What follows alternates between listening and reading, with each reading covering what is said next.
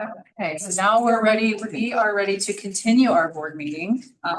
We just had a board retreat, to create board goals for ourselves. And now we are going to move into the second part of our, meeting today. And this is called our financial retreat. So this is Logan. I will let you take it from here.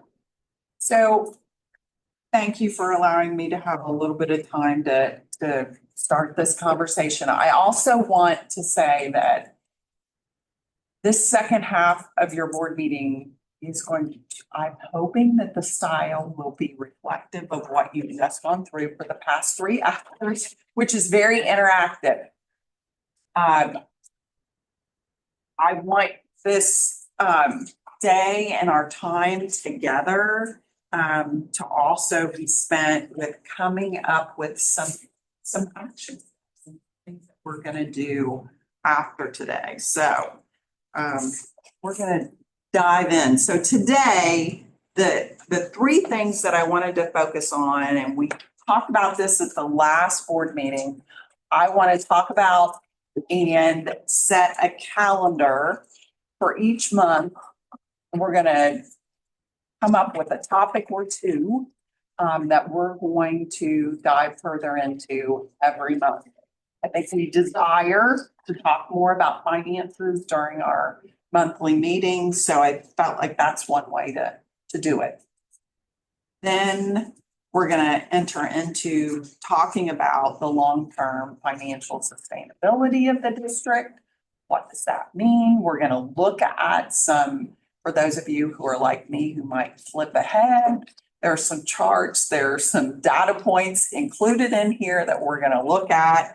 We're going to talk about that. And then I know that one of the topics that continues to come up, it feels like it's one of those urgent issues that we need to come up with some answers on, are some permanent improvement projects that have been brought to the board and brought to administration. So diving right in, this is a proposed calendar. You're going to notice in February and March, there's some blanks there. But just because I've written some things here, there are some things I want to say that are we have to do, like 5-year forecast in May and in November. You have to approve those. So those are going to be topics.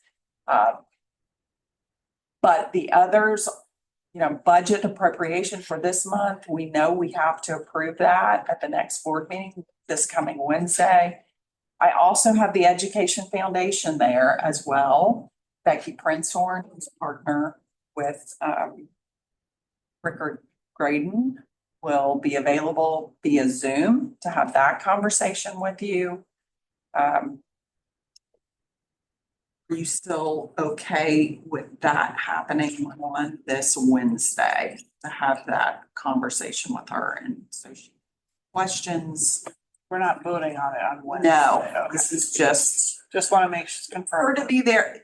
The presentation that I shared with you was one that she had done years ago. And so Dave Lampe has also shared that she is like their expert. She has done this many times with districts around the state. So she's kind of like their expert. I think this is really important. It's what we decided at a previous meeting, I know within the last meeting or 2, that we have the legal counsel that way set up such a help us. Well, actually, they wouldn't necessarily set it up, but at least they would guide us through the option of if one is set up. Actually, we do have the opportunity to do one, and then the other version would be done by the community. So I do think it's really important that our board get that update. She's going to be able to give it to us via Zoom. Okay. So she'll be on standby. So once we've gotten through our first few agenda items, she'll come on and present to us, and then the presentation that you already have, we'll have that on our computers, and then we can, we need to hear the information first, and then you'll take us from there, right? That's really what this is. Yes. Okay, thank you. I just wanted to. We're not making any No decision. There's no decision, there's no board action. This is simply being educated on the options that school districts have to create a foundation, educational foundation, or if a community creates an education foundation. Okay, on this calendar, are you looking at like this calendar year, or these are topics that we would do every September, every October, something like that? Maybe. I mean, I think some of these things, it might make sense every year that we do. Like, for example, I've got taxes in April. That's traditionally when we get our settlement from the county and we know for the entire fiscal year what our tax revenue looks like. It makes sense to have that conversation in April every year. Now, that maybe it might come late and you might push that to May. Correct, later, yeah. but- Right. But it makes sense that. Okay. Yes. As well as like what I'm used to doing and what I'm comfortable with is, okay, November, I come to you and I say, okay, this is our 5-year forecast. Here's the draft and we're asking for your approval. What I'm used to doing is the thing before that we talk about the assumptions and everybody's comfortable with the assumptions. And when I say assumptions, I'm talking about things like the growth of, we're going to project that the growth of, I'm going to say utilities is X%, or we are assuming that we're going to transfer $4.1 million to our PI fund every year. Just whatever assumption, because the assumptions drive the numbers. So I'm comfortable with that, and it would be, yes, it would be a presentation, but it would be conversation as well. That way, you're not just presented with a 5-year forecast to approve before there's time to talk about it. So that's why I have review assumptions in October. I do not have it written down for May, and here's why. The May 5-year forecast is seen as an update. So you really set your assumptions in the November forecast. That's when that's approved. And the May forecast is seen more of an update. Now, we can do it both ways. We can also review that in April as well, but. I don't personally see a need unless there's been a change in the Right, assumptions. if there's. They should be the same. Yes. And you would be able to tell us if there is a discrepancy. We'll point that out if Yes. that happens. So what is missing on here? What do you? Yeah, a couple things that I think should be on here is one is an audit review. Okay. And I don't know when we typically get the audit. I can't remember. Well, it depends on when they finish things up, but that's usually around, I'm gonna say December, January, February, somewhere around in that. I just think there needs to be transparency with the community that we've been through this audit. Here are the findings of the audit. Here are anything that we can take to the community. That's not our responsibility to set up, correct? That is correct. It's on their It's on timeline their when they finish things Okay. up. So that But could it be a needs to tentative. reflected on the calendar, Yeah, I it would could agree. be. yeah, it could be Tentatively. tentative. Usually it happens in the winter time, right? Yeah, we could tentatively put that down for December, and then if it needs, we can move it. And then the other one that, I've been toying with asking around, asking about this for a while is I still think we need some kind of staffing plan presented to the board on, before the hiring season, or you can tell us when, but we know we have X number of teachers retiring. Here's the pool of money that we have. We're going to set a budget for hiring, and that's what this budget is going to be. And that's how it's going to impact us. I feel like February or March is a good time. Yeah, because our staffing meetings will be held in January, so it'll give us a really good indication of what, because we're not really going to know retirements and things like that. December 1st is like a soft deadline for like evaluation impact, but January be probably when all that data is coming in to be able to know. And also a projection included if there were any additional needs for adding personnel in any department for whatever reason. And then also capital planning, long-term capital planning, I think needs to be reviewed by the board. I mean, we typically do that in our financial retreat in February. So if you just want to put financial retreat in the February bucket, but I think it's important that we review where our long-term money is, where that capital money is going to be spent. So adding financial retreat in in February? Is that what you're saying to add that? Okay. And then under that financial retreat, I know last year we did review the staffing dashboard, so it would make sense to do it then as part of the financial. Is there any discussion? I mean, I know that we're always looking at our cash balance, but are there any part of this calendar to discuss possible operating levy needs? So I believe that there's many opportunities. So in November, when we review that 5-year forecast, we're gonna be looking at that 5-year period of time and what it looks like, and if there are needs for additional revenue. And we're gonna highlight it, we're gonna talk about it during November. I think during the February financial retreat, we would talk about it again. And then in May, how has this year looked? Was it what we thought it was gonna be? What has there? Yeah, and I think going back to my original question is this an annual thing or just for this year? Mrs. Bitter, I agree with you, but I think to put it on like an annual topic, I think it's better covered in the ways Mrs. Logan just stated than to actually have presentation on just now. In the next year, it's going to be more important and need to be on an agenda topic. But I only ask not to necessarily put it on as like once a year subject, just to ask you the question: are you going to be having this conversation regularly with the board so that it doesn't just happen out at one time, but it happens as a conversation that's been occurring regularly, so that our community is completely and always updated regularly on that subject? That's all I mean. It doesn't have to be an actual like topic that you put on the calendar, but I just want to ask, because I know that you have mentioned in the past that you've thought of different ways, that there could be different ways of how we would do a levy, right? We could do it for operating expenses, for our buildings, for facilities. There are different options that this community could potentially have. And just the more you talk to the board about that and educate us, the more you're educating the community.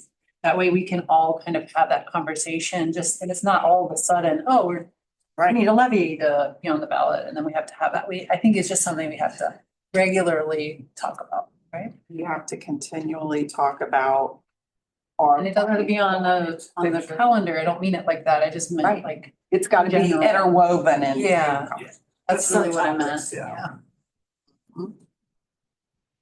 What else? What other topics?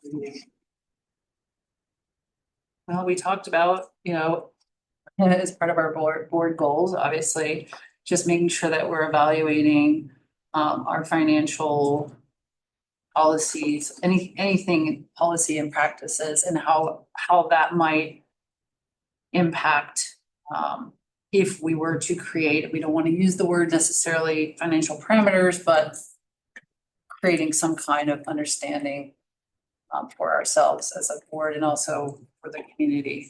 Just where would you see our goal kind of plugging in here? I think personally, during that financial retreat, I think it should be a topic. Like, we should take from now until then, like reviewing, and I'm looking at Victor and Paul, reviewing those policies and saying, do we think they still make sense? What other options should we be looking at? What other policies are out there? I should. do, but I we- agree with you. I just don't know that it's not all policy centered for me. In practice, Totally agree. That's Should where we would be looking for recommendations from you, if Mr. Harris and I can work on that. What would that look like to come back to the board with a financial parameter? And I think that's absolutely to me, I'm thinking in February, when we have the financial retreat, that we would be bringing the board options for, do we need to revise policy? Do we need an additional policy? And if we're going to move forward with financial parameters, what would that look like and what would be our recommendation? and I would like to point out, as I said previously, whatever we decide, we just want to make sure that we are not tying our own hands and our own board ability to provide like needed, safe and appropriate facilities, which is one of our obligations under the Ohio Revised Code. No, and I know, I'm not, this doesn't have to do with what you just said. I just want to make sure that we are always able to create a budget and to create the parameters that we need so that we're responsible to our community, but at the same time that we're able to handle the needs that our district has. And so that's going to be on you, Mrs. Logan, clearly, and that's what we discussed. But how do we balance ourselves? How do we look at the policy? How do we look at our practices? How do we understand there are going to be things that come up? There are, and we're not even going to know All what she they are. has to do is come back to the board, to bring that back to the board, or a vote, for an approval. But if, I agree, I'm just having a She discussion. manages the budget, and if there's something outside of the budget, she would come back to the board with that. So that's actually a great conversation. So just so I understand, so when we talk about creating, our goal, by the way, for anyone watching, we're not creating financial parameters. We're talking about how to understand our policy, our practices to look at. Should we want to create financial parameters, what would they be? How could we do them and how would they impact our district? So my question is, so are we saying no matter what, if we have a need, we'll be able to cover it? Absolutely. Okay, A financial parameter, I don't see it as a policy. but what It's if, a guideline to the board that the board is giving to our treasurer to say, this is where we would like to see our spending. And then if there's something outside of that, there's always going to be exceptions. The past board parameters were over an average of 3 or 5 years. They weren't, this year you have to be 2%, this year you have to be 2.5%. It was over an average of 3 years or 5 years or 7 years. Expenditures growth was limited to no more than 2.5% or 3.5%. And it's just a discussion between the treasurer, information brought back to the board. I mean, it's ultimately up to us. It's the 5 of us to decide that. So I'm actually passing around, I found this, and Dr. James, this probably looks very familiar to you. Yeah. But this was the resolution, this was like the board, the district's promise to the community. And this was the parameters, the financial parameters resolution that was actually enacted. So for historical purposes and for just for our reference, we're not going to go through this today, but this is a piece of data and it is part of our history here. And it was very important to us. Mhm. I think we really should consider establishing parameters. is that a board thing or is that something that the treasurer would do? So there's ways to go about this. There are, and I have been in a district where we had actually financial parameters as part of a board policy that said that they would not grow beyond, I'm trying to remember what we tied it to. And it also said, we would take into account enrollment and all those sorts of things. So there's ways to do things like in policy. You could do it through a board resolution. There were other updates to this past after this. Like this wasn't the only one. There was Right, ongoing. and this was one I found because I was like, wow, I'd like to see exactly what that said, what that looked like. So this is an example as we're talking through it, but at that February retreat, I believe we've got plenty of time between now and then to evaluate things and to come up with, here's what we believe we should do moving forward. Now, I know that capital projects and long-term capital project planning came up. This December, I've got on the calendar that we will be discussing the closeout of the bond construction projects. Maybe it makes sense that annually every year, then we just talk about capital projects that month. Still have March open, but I am sure that there's probably going to be something that will come I thought up. we were gonna do staffing. Yeah. Oh, I had staffing as part of February, but Wherever you guys want to put it. we can, yeah.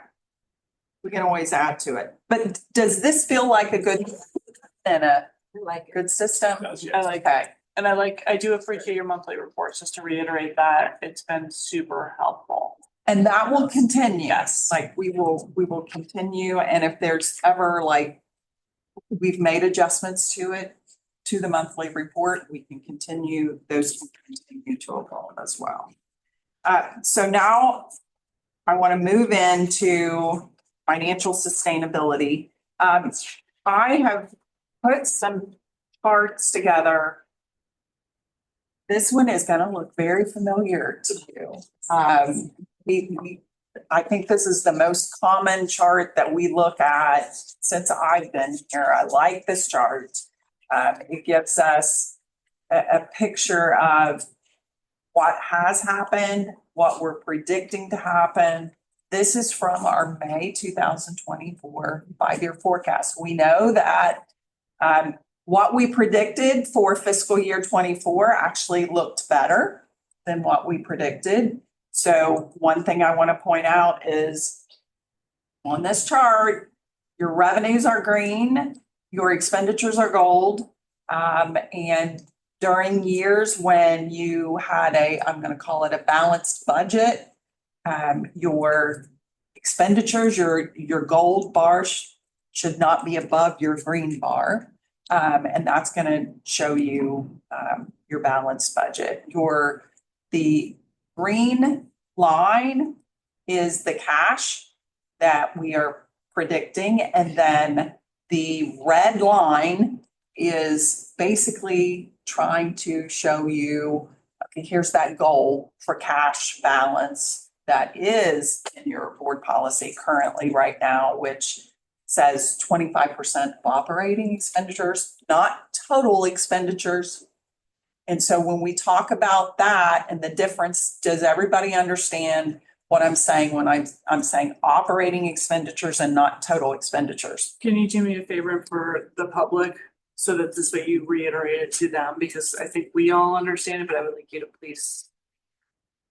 So if you look at our 5-year forecast, there is a line that says total expenditures, and then there's below that line, it shows your operating transfers out or advances out.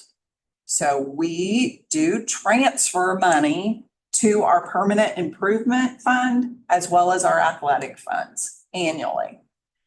Those expenditures are not included in this cash balance goal. So we are only looking at the expenditures that are operating, not those transfers out. So that's the difference. And that's the way this board policy is set up. And it is approximately 26 million. Every year it's going to change based on what you're estimating your expenditures to be. But this is that chart that just kind of tries to put everything together on one page. what happened in 2023? Okay, so in 2023, there were quite a few transfers because this chart, even though the fund balance policy only speaks to operating expenditures, this chart shows everything. So even the transfers. So in 2023, you had quite a bit of transfers out during that year to your PI fund for projects. The pool was the big one. Okay. So why is it that in 2023, we lumped all of that together, the transfers together, and we don't in other years? Well, this chart is showing transfers out, so I'm gonna back up because I think how I framed it was confusing. This chart is showing every expenditure, including advances or transfers out. Okay. Your board policy says that line, the red line, which is 25% of operating expenditures. So the 26 million that we should have in cash does not take into account those expenditures for transfers. But this chart, when we're looking at how much money did we really spend, which impacts our cash, it's cash. That's why I've shown it this way. But we could look at another chart saying, if we only looked at operating expenditures and revenues, how close was the green and gold bar during that year? Ms. Logan, too, I think to Mr. Ballin's point, just for the capital PI projects, bond related projects, that was a really big year for us because that was stadium, that was the pools coming online from the donation standpoint. A lot of that we fronted the money from the donors making the pledges. So that was kind of that magical year that a lot of those projects were moving forward. But then, thank you, Mr. Logan, because that is good clarification. But then the money that comes in that was pledged is in other years. Yes, so if The you look, expenditures were occurred and then the revenue comes in. correct, because we have a gift agreement where money is given to us in future years, but we had to front that money and then the gifts are coming in future years. So, yes. So the next page that I have here really is the strategic plan. And we spent a lot of time in the last session talking about, the board's goals and really aligning it to the strategic plan. So what I've tried to do here is just taken the part of the strategic plan that really identifies closely with the finances, although we could argue that it's all aligned to money. But the maintain high standards for fiscal responsibility. I just wanted to put that in this presentation and as part of the discussion that we're doing. Because that does speak to policy, that speaks to financial parameters, the budget, really everything. And I know it's part of our everyday conversation. Ask you a question about that. I noticed when the Ohio report cards came out yesterday, they started kind of looking at the staffing of our district and other school districts. And I saw that they would say how many of the teachers have a master's degree, how many have bachelors, and then how many have masters. And I noticed that we're in the 80 percentile, but every district is different. Is that something that weighs in on this? Is that financial part, do we seek to have our educators have master's level education? Is that something that districts typically try to do, districts that work sort of in our range? And does that impact at all that part of our budget? Well, Staffing. so objective number one does speak to that staffing. Yep. And I think that part of what we could bring to that meeting that we have in February is a breakdown of that. Like, how many staff members do we have that have all the different degrees? Every district will be different, right? So, but we set is that part of, I guess what I'm saying is that part of setting it as well? I think there's a lot of questions around that, and I think that February retreat would be a great place to put that because obviously 87% of our budget is staffing. And so when a teacher moves horizontal on the scale, which we encourage, right? So our scale is built in a way that we're encouraging teachers to increase their academic levels, right? Whether it's master's 15, 30. But the higher you get it, the more expensive the teacher is. And so for us as a conversation is always when we're hiring new teachers, at what level do we believe we want to bring them in? Do we hire right out of college? Do we say 5 years, 10 years, whatever that may be? But that's all driven through that, I think, February retreat of we have this many teachers retiring. We know how many we have to backfill. And we always look at Jenny and saying, how much money do we have, right? So what is our parameter that we need to be kind of looking at as we start to set our hiring priorities for the new year? Yeah, because And then I'm what kind used- of staff do we want this district to have? Right, That's- we want that's But I it. think to less. Mr. Lovell's point, we have to, at some point, the state requires You have to get your master's. them to get their masters. So the ones that don't have masters are just the ones that haven't had to do it yet because they haven't reached that. So that's not, okay, so that's good to know. I didn't realize that. So that's great. And I know we've talked about like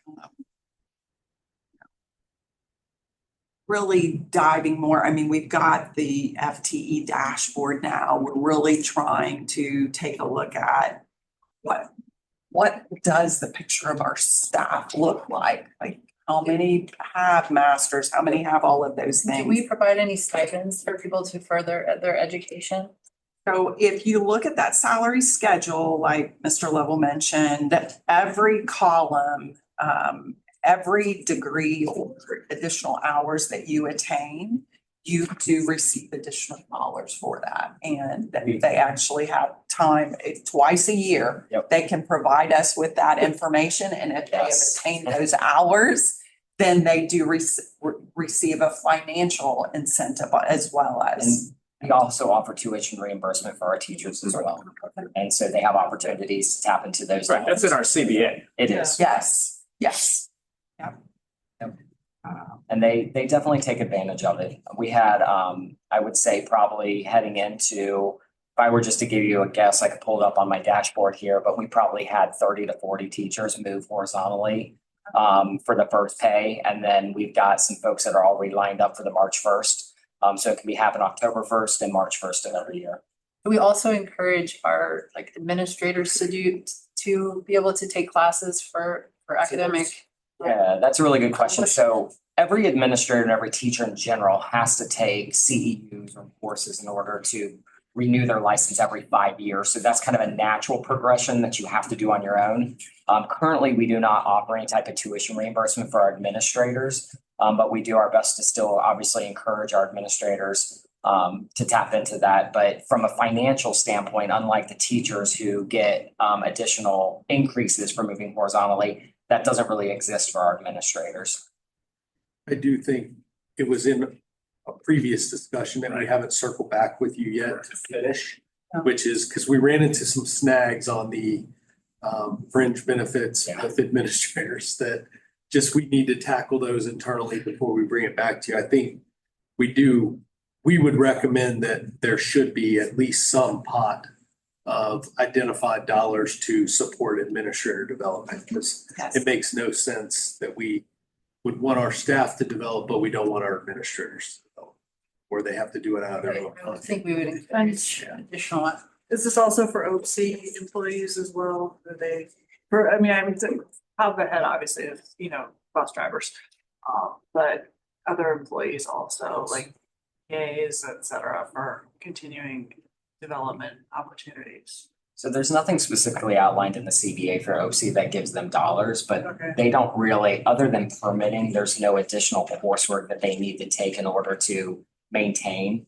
For our transportation team specifically, we do pay training for them. And so that was one of the things that the board had really discussed, and I can't remember how long ago that was, but that was an incentive to try to recruit bus drivers is we will pay you to do your training and pay for the training and do that bonus for recruitment. So we support them, but there's no specific dollars outlined in the CBA that would give them, but there's just not a very different situation than our teachers. Thank you. Thank you. Appreciate that. Oops. Okay. Permanent improvement. So we do talk. It is a topic that's a frequent topic of conversation for us. So this is the chart. I don't know if any of you remember, but back in November, part of the 5-year forecast presentation included this chart.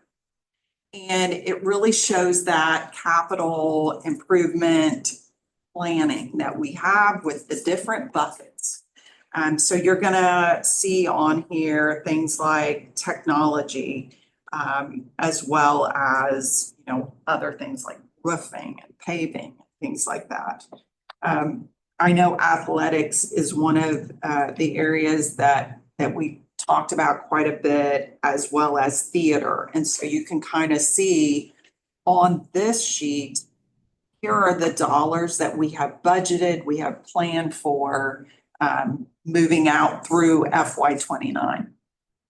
And this mold and adapt and change, yes. But this was also something that we used to try to identify how much money are we really needing to transfer based on projects, based on priorities out of our general fund annually to our permanent improvement fund. And so part of what we did back in November is we set in that 5-year forecast, $4.1 million moving every year to move into our PI fund.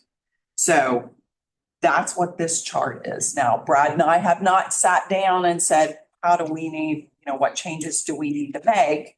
But the $4.1 million is not, we're not anticipating that, but something might move from one bucket to the other. Can I just ask one clarification? Under district improvements, what does that cover under that chart, just so I can understand a little bit about that one? Yeah, so this is a summary of an entire dashboard. So the building improvements are each individual specific building and things that need to happen in that building. So Okay. that's just the grand total of all the buildings. And so that would be what I would say is you meet with the principal and they want an improvement to their playground, or they want a hallway painted, or those types of things. Thank you.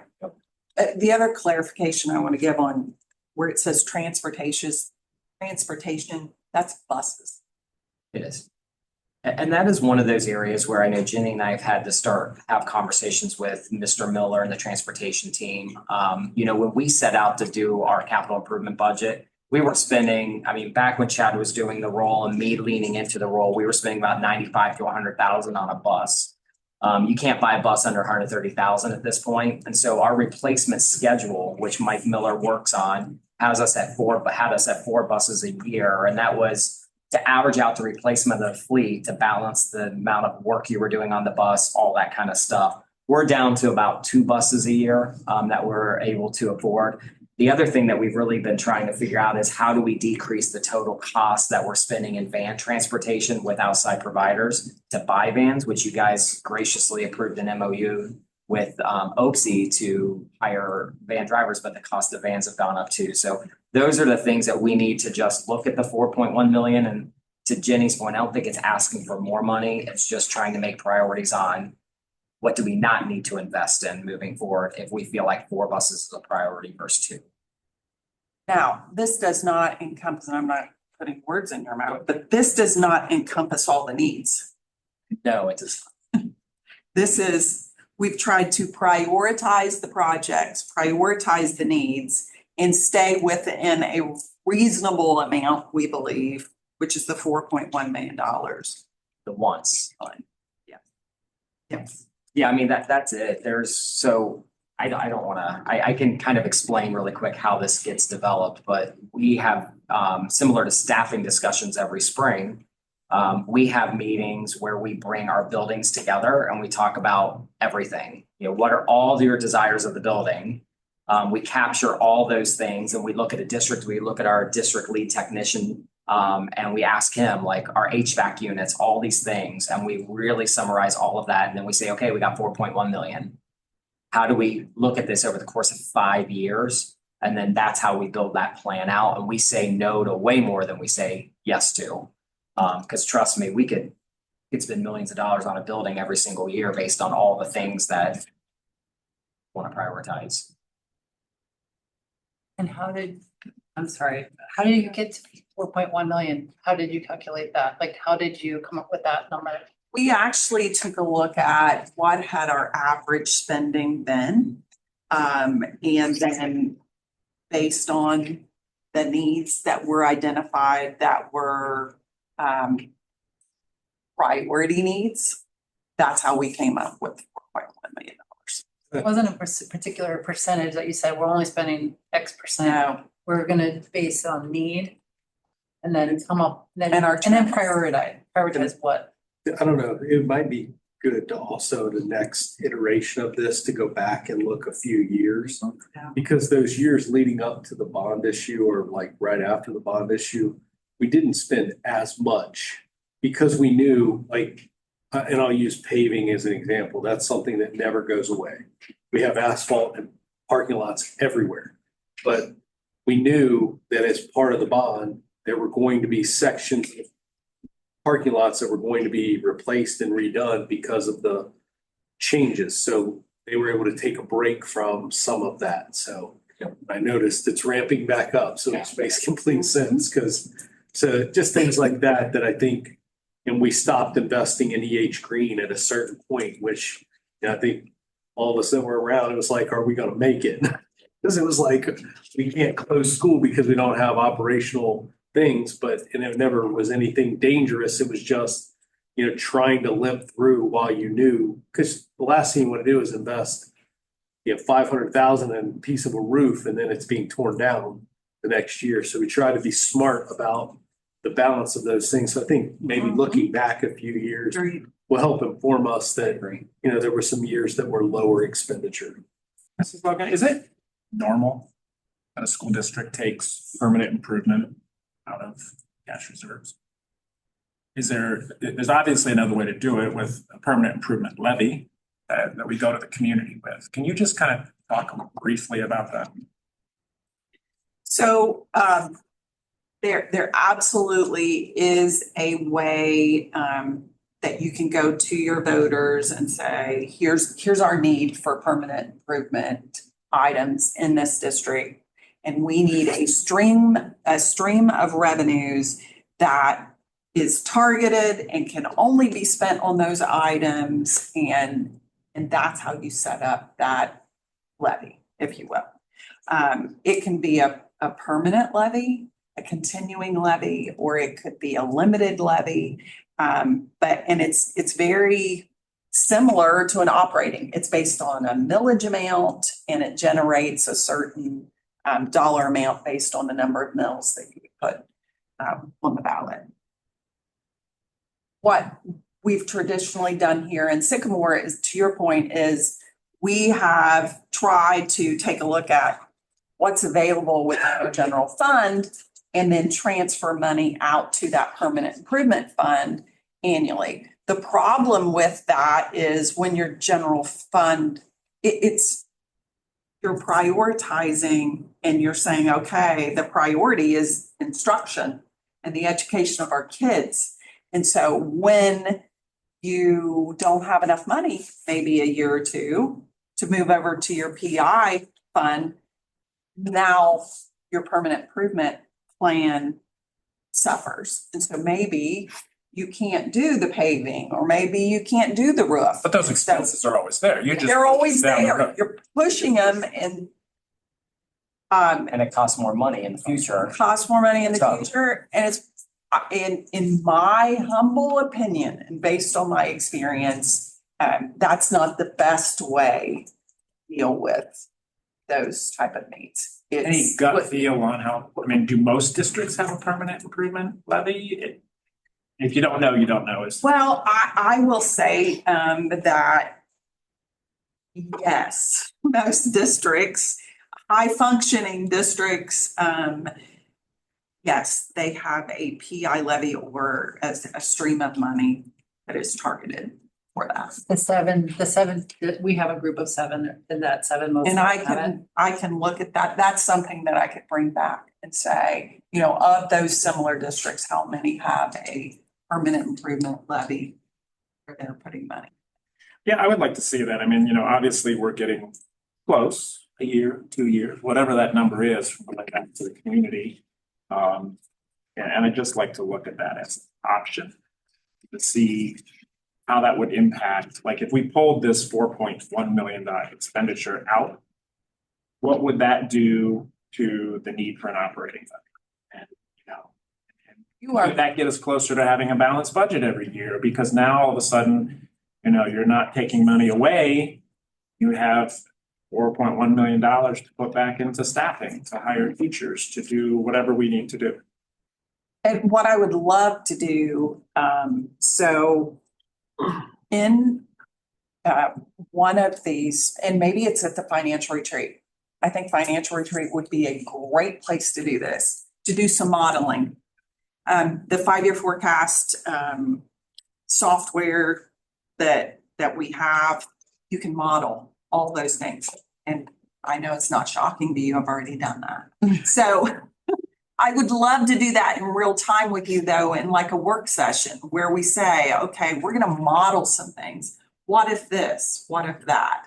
And we can actually see how that financial picture changes. I like to see those things and I think it would be helpful as well. And I think we're kind of now at that point where I wanted us to get to, which is the notice and wonder part of what I want you to do. And I want you to take a few minutes by yourselves. I want you to take a look at the charts that you have in front of you, anything you've seen or heard that we've discussed. And just what do you notice about the financial picture, the finances? And then what do you wonder? I've already written down one of the wonders. I wonder what it would look like if we took out that $4.1 million from our general operating budget, and how would that change? So just take a little bit of time to yourself, reflect on yourself. I'm also giving those who need time to process some time with this, and then we're gonna talk about it.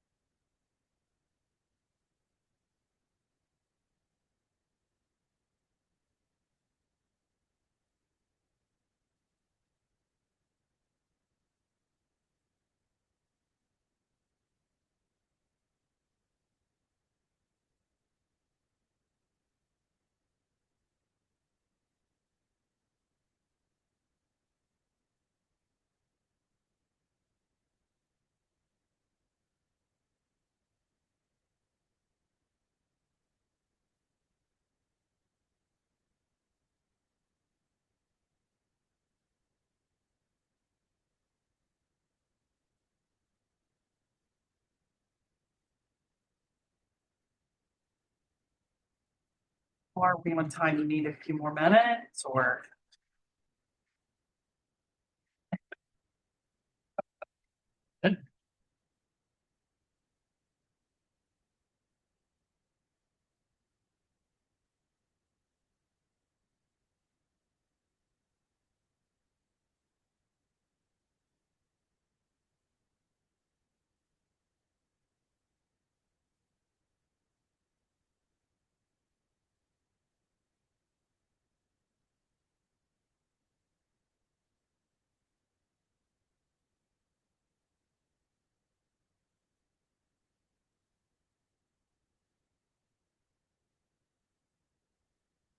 Never been a teacher, but I'm looking at, okay, the pens are going. Okay, so notice, who wants to throw something out? What do we notice? I noticed that in the year 27, our cash reserve.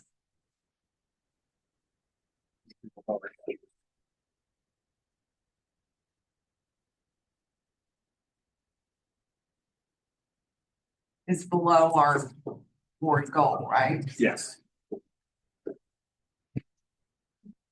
Policy goal. Okay.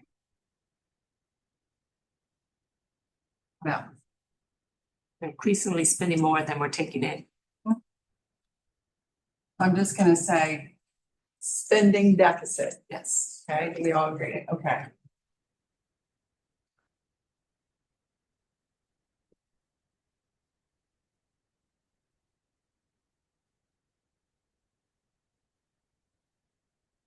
I just noticed in the 10 years, our revenues went up by 13 million, but our total expenditures increased by 26, so double. So the double growth. Yeah, the growth So is the growth. the growth of the spending is twice that of the, how much our, I'll just say far. so 13 outpacing. million and 26 million.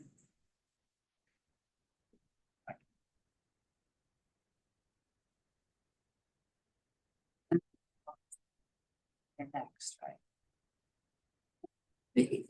I've noticed that our building improvements, just some really rough math, we probably have $700 million worth of buildings. And our building improvements are 200,000. So we're a fraction of a percent, 0.000 something percent of our value of our buildings. We have money for improvement. So basically what you're saying is the upkeep The upkeep, of our assets. yes, thank you.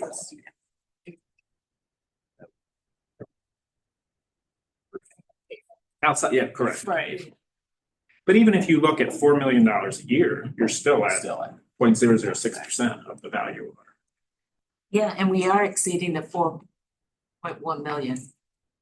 It would be interesting though, because the state I used think to, that was an average. it used to be anywhere above 2.5 million, you're at a sustainable level for your, No matter what your facilities were valued at. based it on square footage. But Okay. Oh, Say that again. Basements. so the state used to put out a number and I haven't seen it recently. I would imagine. I wonder. Probably. I wonder if it's enough. That was my Yeah. one. I think that's a great wonder because it used to be anywhere between 2.5 and 3 million. If you're investing that in your buildings a year, you're in a like a sustainable mode. If you were less than that, the chart would tell you like, well, you're only gonna last 40 years with that building. If you were less than that, it was like, you're only gonna get 20 years. And I think it's very key because the reason I bring it up, we've just invested $130+ million in new facilities and we don't want to not upkeep them to where they're going to last 50, 60 years. I've noticed we're not forecasting money for safety and security past next year. Yeah.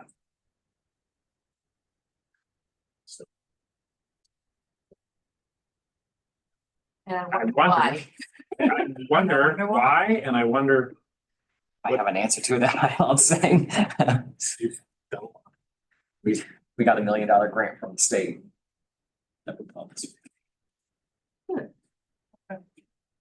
Yes, Good, but if I'm, that looked like we were paying attention to. if I'm a right? committee member, That and would I look see that this way. number, it looks to me like safety and security is not a priority, what it looks like. to me. Yeah. Probably something we should.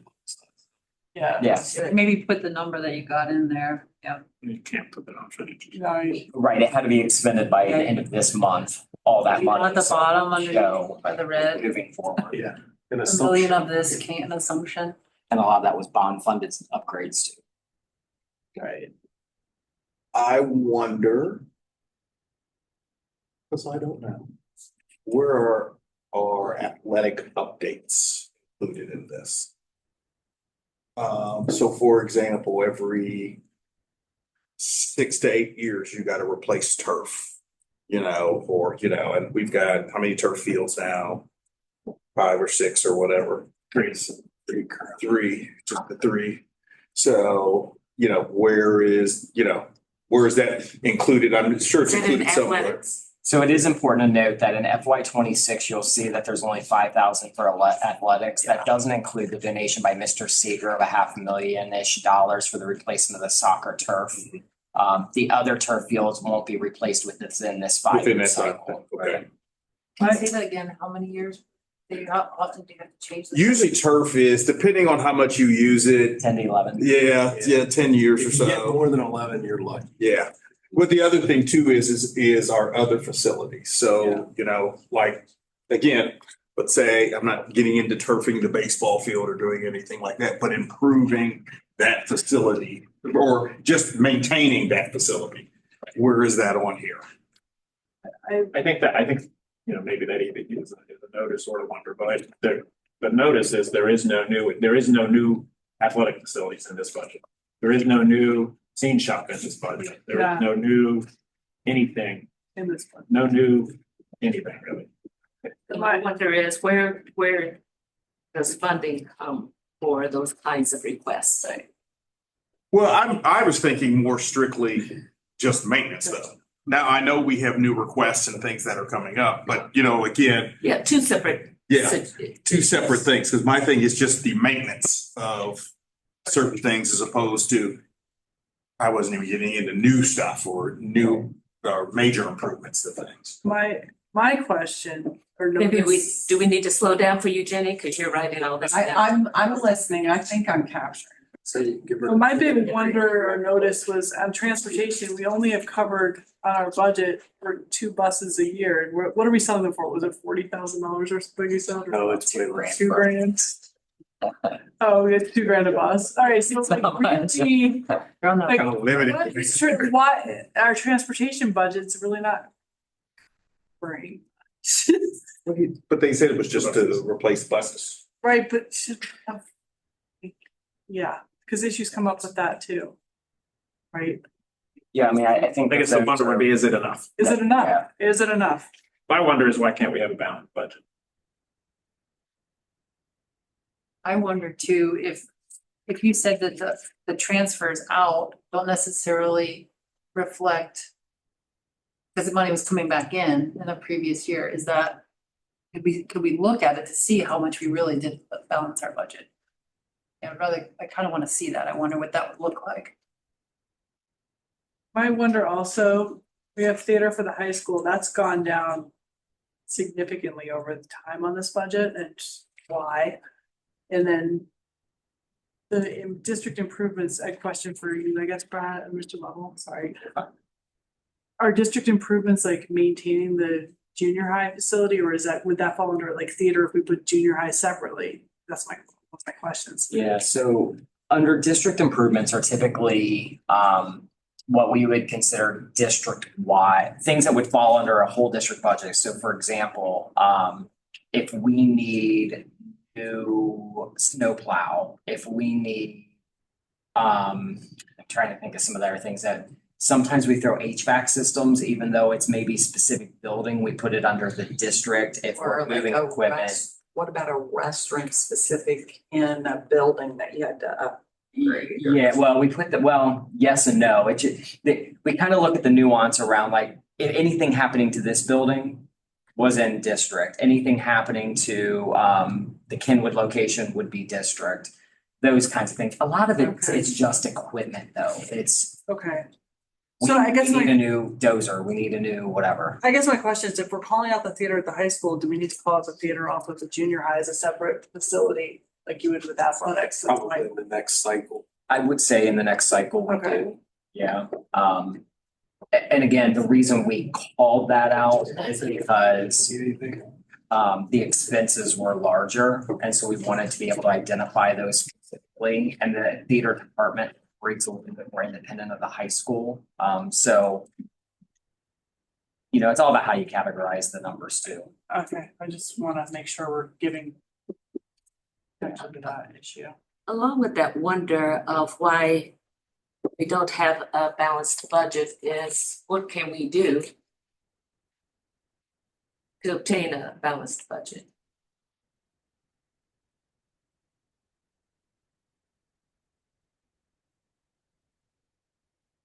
You're welcome to grab your lunch while you're Yeah. working.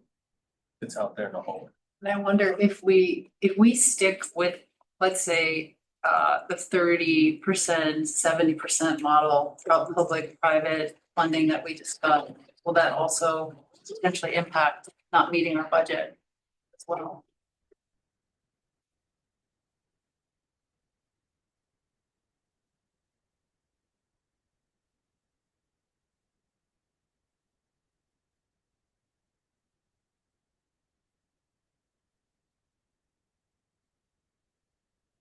Or really, I guess that would kind of apply to any public-private, any amount of money that we front and then wait for the donations to come in later. Is that something that we want to do? Will that cause us to never not meet our budget? One of my wonders through all of this, being on the board, has been what do financially successful school districts, what's their model? Are we, you know, able Best to practices. best practice, you know what I'm saying? Because we always talk about best practices in education. What are best practices in school finance? I think I need to be educated better.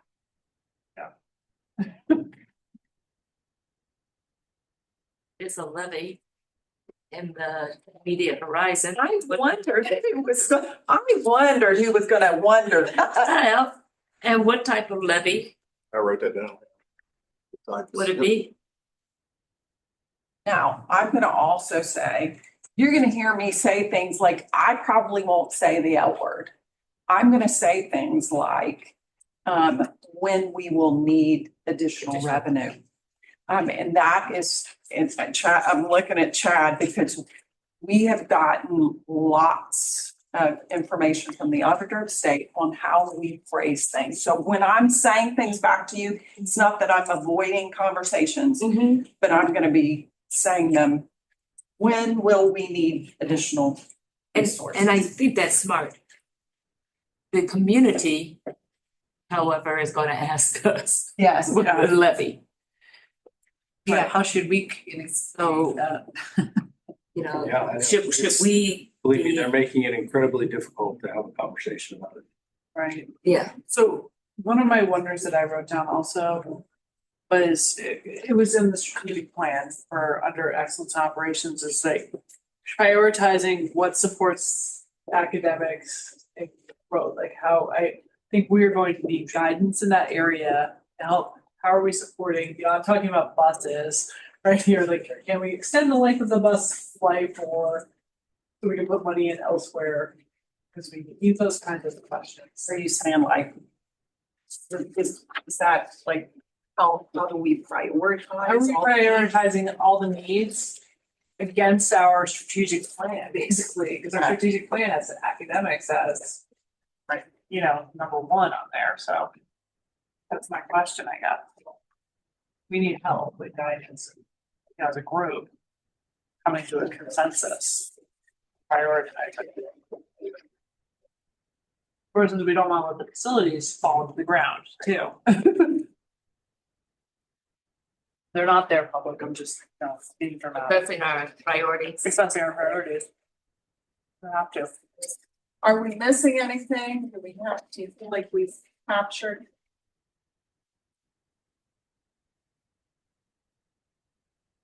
while you're eating, you can always come up here and write the different letters or notices.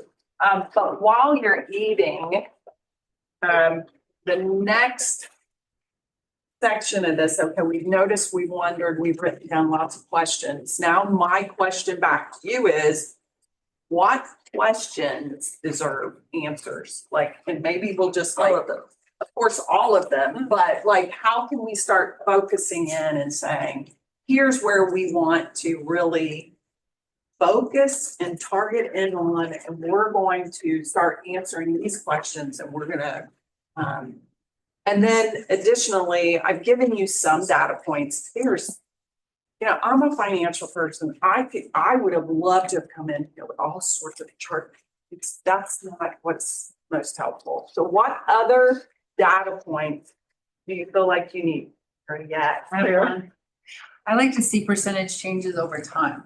So staffing, if we're looking at these big pots and we're saying, okay, for the last 10 years, we've gone up by this amount. If we say we have in 2000 and here was this 2012, we had a financial parameters that was set. Like, can you give us some historical data that shows us this is how much we spent on these issues over time? Are we within the range? I mean, I don't think we can always account for circumstances of the time with inflation and other costs, but at least you tell us the numbers and show us what they're doing. So if we're talking about staffing, capital improvements, like all the different big bucket items, I'd love to see at least a 10-year. I'd love to see even more and know what it's been. And then I always like to see, and I know you do provide this to us, but when we have staffing increase costs, let's say what portion of that is healthcare ride costs? What portion of that, like if you can break things down to us. If it costs suddenly more for maintenance, maybe that's just the cost of construction. I don't know, but like giving us some information so we understand it. One of I my think that questions, data is really helpful. one of my And I know we questions- have that, I know you give it, I know that we get information like that, but that to me is very helpful. I have a legislative in nature question. Are there any predicted changes in any of the money we're getting from the state of Ohio? Over time here, are they predicting we're gonna get less funding? Changes every 2 years. Exactly, Every 2 years, which will be next fiscal year. Right. So we will start seeing some movement, some activity going on. Probably, I think the governor has to come out with his budget. I think it's January, February, so it will start ramping up. I will say, and what we have predicted in the 5-year forecast is that we've got a very conservative estimate in there. So if the governor and the legislature decide that they are going to fully implement the new funding model, then that would mean additional money for Sycamore. That is not, it's not. Jenny, I don't know if you've heard the same thing I heard. I was just at a superintendent meeting and they said, I mean, they almost cautioned us, don't expect them to implement the next phase of the funding program. Because there's a lot of infighting right now. People are fighting over who's going to be Speaker of the House, there's angling for who's going to be the next governor. And so they almost cautioned us like, expect kind of a not good news. I think what I'm hearing is they probably will implement the final 2 years of the fair school funding plan, but we got that 10%. Remember, minimum funding used to be 5% and they moved it up to 10%. What I'm hearing is don't expect them to do any sort of more increase than that. Did they say anything about it decreasing? No. Okay, that's good. That's good. No. So again, I think we're conservative enough in the forecast that I think it's good for planning purposes. Like, we're not counting on money that I don't think we did. So thank you. I think it would also, I mean, maybe this is these aren't data points, but being able to look around the corner and say to us, this is what our district looks like. These are the future needs that we kind of see coming that maybe we haven't really talked about yet. So we're not surprised. I know that, we have ever changing, we may have higher numbers of students and then less. That could be part of it. It could be that we have students who are coming to our district that do not speak English. So how do we help get them those, that additional support, or different types of changes that are just absolutely occurring in our district? And how do we get ahead of that as best we can? Just kind of like how our district got together quickly and got ahead of the change of curriculum for our reading programs and our math programs, which required a big investment early on to change the curriculum for the reading changes, science reading. Right, and there might be another one of those. But like, just always giving us like as much as you can a heads up of like the future, what you think might be coming down the road, so we can get ahead of it and try to include it and budget for it. I just looked at Jenny and I said that I think what I see in that data point is making sure that we've done a great job of taking the enrollment study and the dashboard and merging them together to see how close we are to the trends that were predicted moving forward. Yeah, and that could also even go over on Wonder is how the enrollment outlook going to impact the budget.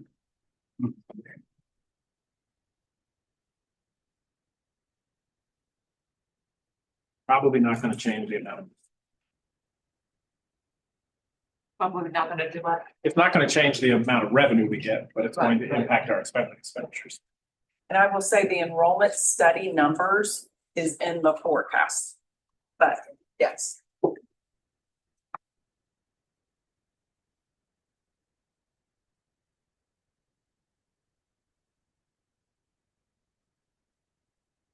I just have a question in general, just so the public's aware, because I do know the answer to this, because people ask all the time.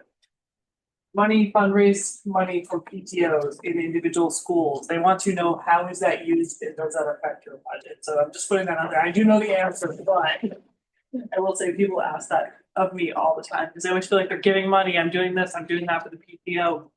It's going to this at the school, but isn't that also going to the district?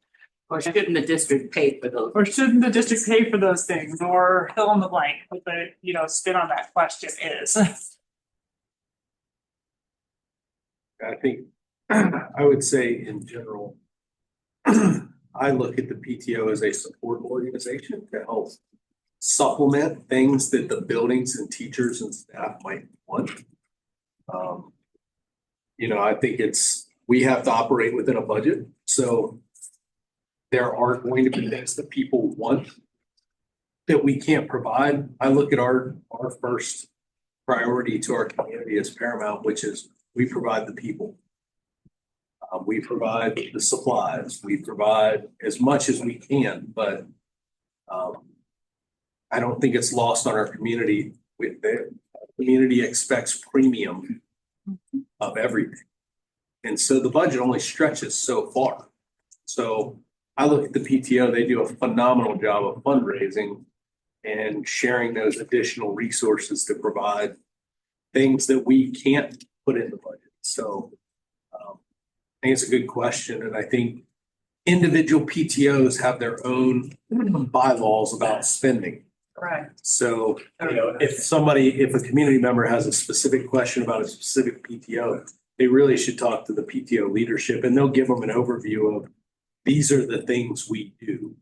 But I think most of their funding goes right back to support of students or support of staff because, they said they provide great things like, teacher appreciation gifts and staff appreciation gifts and or dinners on conference night and things like that. But I think that's a small amount of things. I think most of what they do is they're trying to, most of the time they're raising towards a goal of something that impacts students. Right.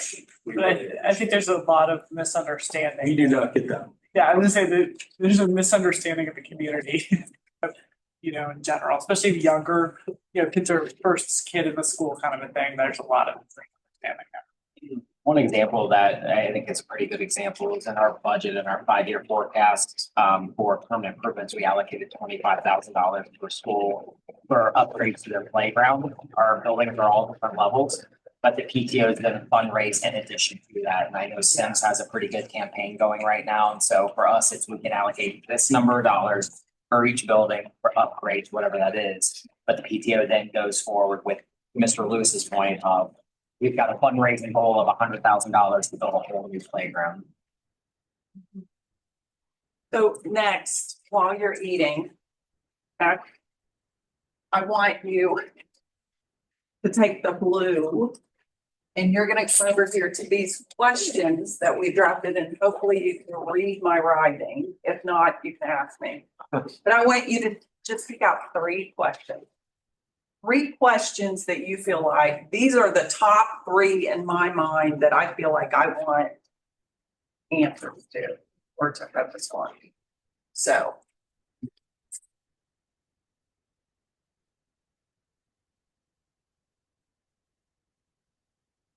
That doesn't include the data points, right? We'll just leave those separate. Yeah, we'll keep adding to that. So Okay. if there are additional data points, we can keep adding.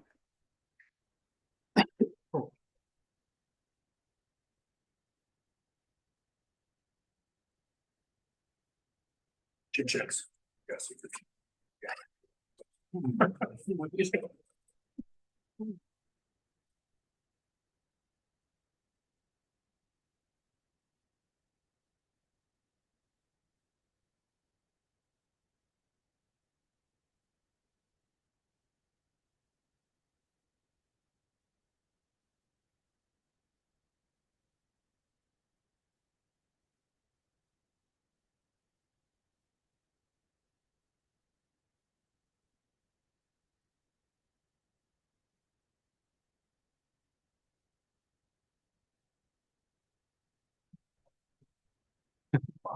Different. Oh, sure. Well, I mean.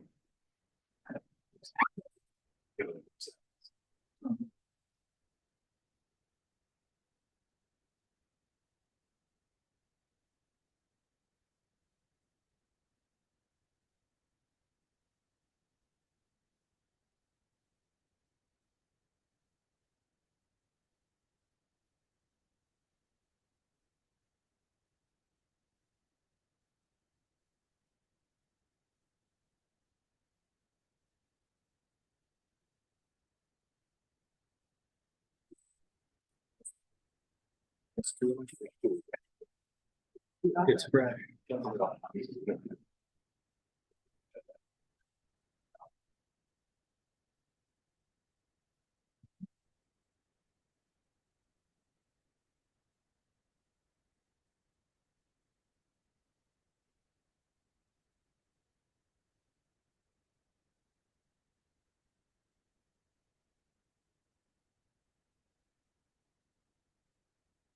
Get 5 choices?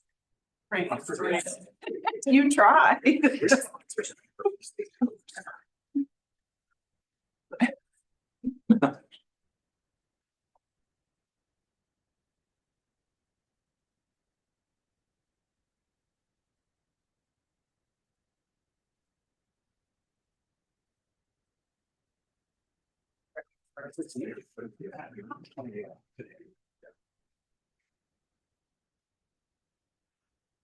I think some could feed into other. Yes, I agree. Yeah. You want to take a turn? What's that? Do you want to take a turn, or? I think we'll just. Let's just let work. So all board members have done their great. So, okay, so we have 3 checks on where or how do new projects get added? We also have 3 on when will we need additional revenues, how, and what are the options? We have 2 for what are best practices. Why can't we have a balanced budget? How do we get there? I kind of feel like those 2 kind of go together.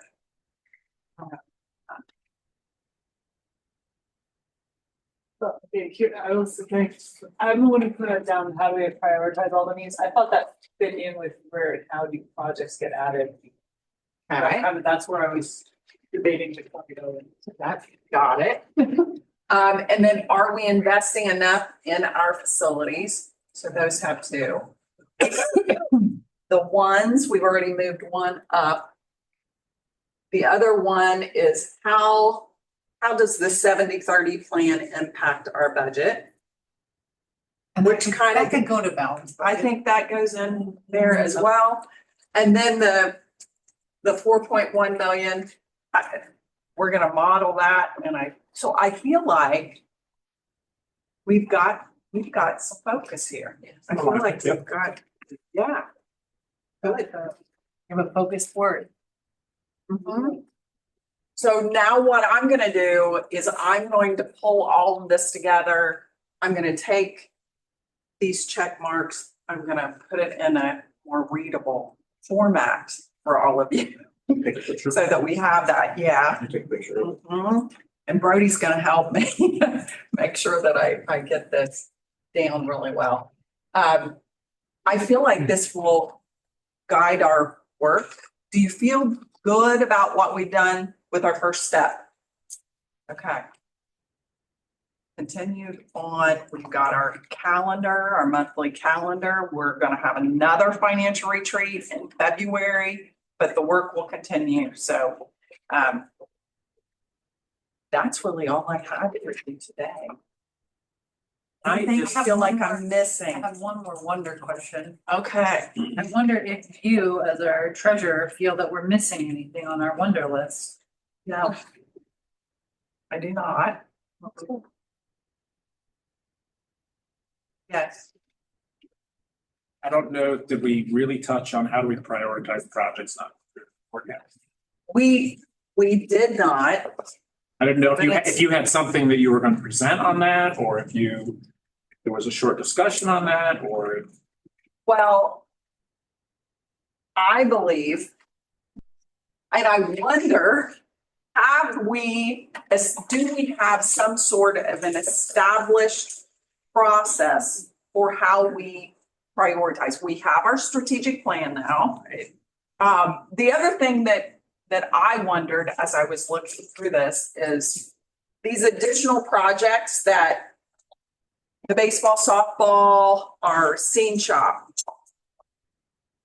Where do you, if you're looking at the strategic plan, I guess I'm going to throw that out right now. And we're talking about how do we prioritize projects not included in the forecast.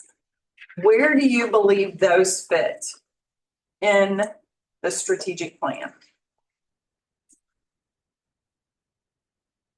Could those not also though fall into the capital improvement? I would say My question excellence for in you. operations. Where do you see that? Excellence in operations, for sure, right? Well, I can also see them going into the scene shop, specifically going into the academic achievement, because it has a curricular aspect to it that would benefit our students. Maybe put it in, also a positive school climate for academic success and student well-being. Really, both of them. So I'm gonna put the A. I'm going to tell you, it could fall under all of it. It says maintenance capacity to ensure district. I mean, because it could go under vibrant community partnerships as well, right? You're impacting the experience for all aviators. You're creating a connection with alumni in order to do the fundraiser. I think it could really fall under all of them.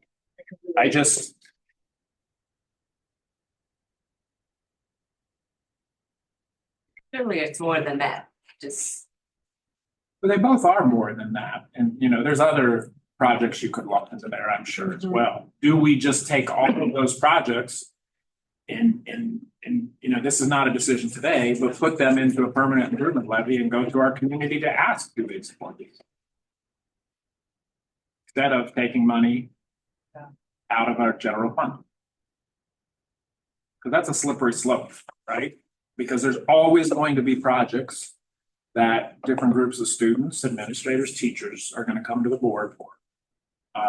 That 70-30 is a big impact. do we just take those type of projects, do a forecast for them for the next however many years? Make that part of a permanent improvement letter. Just something to think about. And do we name them individually if we were going to go with a Yeah. permanent improvement? Yes, Do we name them individually ethics or put that as one of the options that would come under that levy? Because what I don't want to do is if we decide to go that route and we're putting things like building improvements, technology, transportation, all of those things coming under a permanent improvement. If we then Right. start listing specific special projects, some will not want to give to a special project. correct.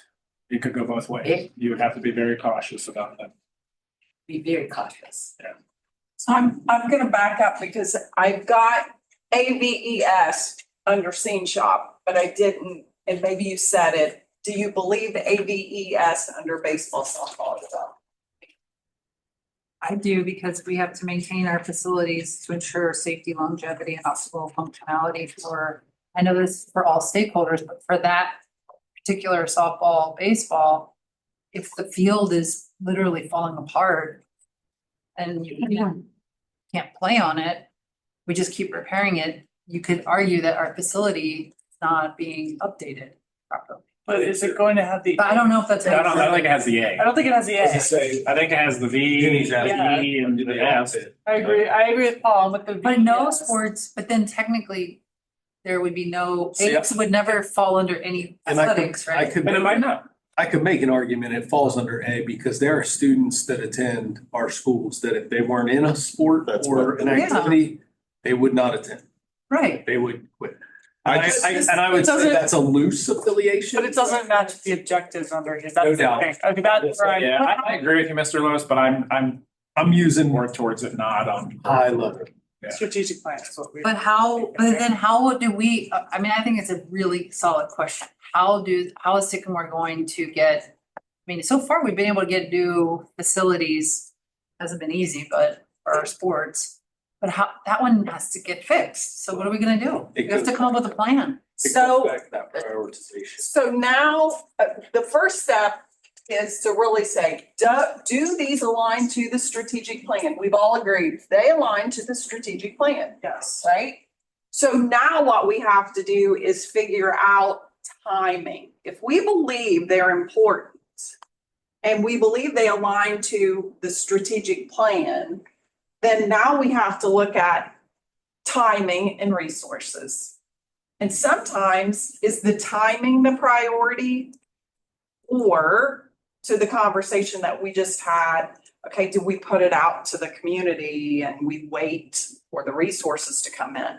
If the timing and the urgency is the most important, then to me, that says, how do we prioritize this within our budget to make this happen sooner? Correct, because you have $4.1 million. So in order for me as a board member to make that, if we're just gonna say we're not going back to the community, in order for me as a board member to make that decision, I wanna know what you're pulling money from of your bucket of 4.1 million, fund a scene shop or to fund a baseball softball field, Right. and the consequences of that long term. Right. And then we have to make a decision, is that in the best interest of the entire district? But I think the other thing that we're not talking about, just because I've heard Jenny say it to me before is, or does the board desire to look at other funding mechanisms other than just going out to the community or fundraising? Are you willing to borrow money?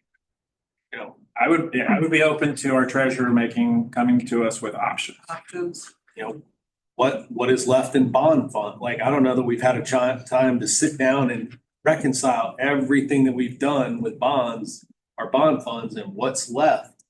Could something be picked up in the bond fund? Could a portion of it be picked up in the bond funds? I think those are all. I think those are all things that need to be answered before anything's brought back to the board on. We need to move forward now. look at all And options. I think one of you said it, I don't remember who said it, but there is never going to be a shortage of things that people want to see us do. Right. I mean, and we have phenomenal facilities. If you compare it to what we had 5 years ago, it's not even close. I mean, it's amazing. We're so thankful to the community, but it doesn't mean, I think in the past couple of years, a robotics lab we've been hit with, can we build one of those? Can we build a innovation center? Mr. Long he has his eyeballs on the theater down there, hoping that it doesn't take off so that we can buy it and put something there. And I'm just like, that's what I mean. There is never a shortage of great ideas, but I think our responsibility is we're here for two things. We have a responsibility to provide the best things we can to our students and our staff and our community. But we also have a responsibility to maintain within a budget, how can we do all those things? And they don't always match, right? I mean, And then also being able to take the opportunity to combine things to our own advantage. So the bus situation at the high school, everyone's coming in and it creates an unsafe situation for our students, especially students in wheelchairs or with disabilities, and they can't get in. And that just happens to be the place where you might be building a scene shop. And you could bring that together. I'm not saying that we're going to create a scene shop simply because we need to fix something that needs to be fixed, right? But could we take advantage of those moments and having that leverage to be able to do that and the opportunity to be able to do that? So I think what I'm hearing from everyone, sorry, Dr. James, is that number one, if aligns to the strategic plan, I'm hearing that we believe, and please correct me if I'm wrong, but from all of our previous conversations, that like, I've not heard anyone say we should not, like these projects are completely should not move forward. But now I think what administration needs to do is present to you options like, how could we do this the quickest? And how could we fund it with the least impact to the budget and other priorities that we have going on? And then just look at those options. I would say, I believe, I'm sorry, you've been trying to get it. You go and out. Well, it's a point that you brought up, Mr. Lewis, that made me think of this. We know that the scene shop and the baseball, softball field projects requests have been presented to us this year. Are there other projects that have been presented to the district in previous years that we've sort of set aside that should come before us again? And so that we can prioritize a full list rather than the two that just came to us this year. And I don't know the answer to that. You might know. I'm looking at Chad and Brad, but He's laughing at me. if we establish I'm a only laughing because I wanted to be like, yeah, the private restroom that you kiboshed off your office when you were here. Which Right. I want to say for the community, that wasn't a That real didn't thing. That was not a real thing. We used to joke about our closet being a restroom, but But I feel like if we put together a process that says, Yes. here's how we're gonna hear about what these new projects are gonna be. We're gonna do it, whenever and how, and we establish some sort of a process. That is really, That's critical. And we we need should to- rewind our brains though to this morning. And remember what our OSBA consultant said. Because everybody that comes to talk to you, they're going to immediately assume that you're on board with whatever their request is. And we can't afford 50 projects that people all want done because of they have a special interest in different components. And I love all the passion because if you think about it, I mean, our music people would want like state of the art, everything just like music hall. We can't afford that. We're a high school or a community school. So I think we got to balance the two of, I think we want to hear all those things. And I do think there are a few things. I don't recall, I've been here 13 years. I don't recall a lot that we've ever put off. The I only, think it's minimal. the only big one that I can think of that is going to be a board discussion soon is what do we do about kindergarten? There are facility impacts of a decision that we make, whether it's going to be full day kindergarten across the board or how are we handling half day kindergarten? Montgomery has a need for kindergarten space. Those are the ones kind of going in my head because we're in the midst of that discussion right now about preparing to come to you all so we can get there before kindergarten registration. I would say long-term, Montgomery, unfortunately, the design of it, limits what they could do. Yeah. Like they're the only ones that don't have a pod of classrooms that are really dedicated to kindergarten, except for I think they have what, 3? They have three. Yeah. And most of our buildings have 5. And our current half-day class is not a full classroom. There's too many kids. And so it's like all those things, but that's a bigger conversation around how are we tackling. Put it on the wonder. Put that under the wonder. How we're going to do some things that our enrollment or our programming demands. I think the enrollment's on there though, with that. Well, I would but say, this is I program. like the programming question, because if we're not asking those questions, it should be on there. Yeah. Good wonder. I'm also gonna put. And that's kind of what I was trying to say about looking around the corner, like we have to be able to know what's coming around the corner. We have to know that, because we talked about that before, are we gonna try to transition to full day kindergarten or would the board pay for that, or is that something that, like, those are all questions that school districts have to ask. And what's the facility impact on Yeah. a programmatic change? But at the same time, when you have facilities that are ready and need to be updated, what's the process for that? Like when the football field is completely just burn out, like what's the process? Hopefully that won't happen for a long time, not football field, stadium, excuse me, that was my mistake. But what happens what's the process? Because we have that right now, right, with softball and Well, And baseball. it should be in the I capital. was gonna say those should be in the Those capital. should be in capital improvement. Goes back to his 4.1. Yes, and if there's a situation at, and at the scene, like a scene shop, if nowadays this is the way you do theater and this is what we're not doing, then we need to fix that. Or are there other situations like that in other areas? We need to stay up on top of it. But the other thing, I've talked to Mr. Lewis about this before, like if there's something that, like, say it's a scene shop or whatever at the high school. Do you also need to then move classrooms to be closer to set space so you can have shared materials for those kinds of things? Like what is the overall, not just that one part of it, but like if you need to start moving wood shop or whatever, so you have those kinds of things, I'm just putting it out there because I've asked you that question before. You've heard it before a couple. I think it depends on what size of shop you end up with. Right. Whether or not you. Because that could have a, domino effect on cost too. Well, right up at 1, so I didn't think we'd take that one, but. You don't. So the next steps will be. So the next new steps will administration are be- going to bring these to us. You're gonna share some ideas and plans with the board. How might we? How might we tackle these questions these wonders that we have brought up? As well as how might we bring forward and do these projects with the least impact to. Excellent. Yeah, great. I can't wait to call Kelly to tell her Okay. how proud she would be of your notice, wonder, how might we? Yeah. I'm gonna tell her, I felt like she was here. All right, well, meeting adjourned. Thank you, everyone. Thank you, everyone. Yeah. We're very